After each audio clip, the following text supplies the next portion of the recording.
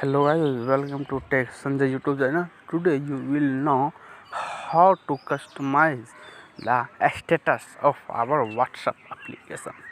Let's begin. First of all, open our WhatsApp application. Then click on more option, that is three dot of button. Then select setting. Click on account and privacy. Then click the privacy. And last option will be displayed, that is status. I am then click the status option, first option. Okay, you will see a status. Who can see my status update? Okay, if you add a status on, then which you want to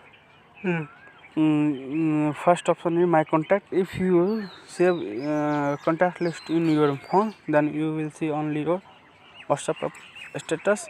Then my contact accept, इस पर click करते हैं. If you select that my contact accept, then you will customize my contact, the contact which you want to save.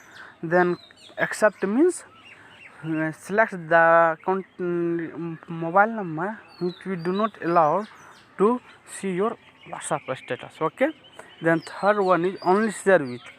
If you select then the number, then only that person will be see your status. Okay.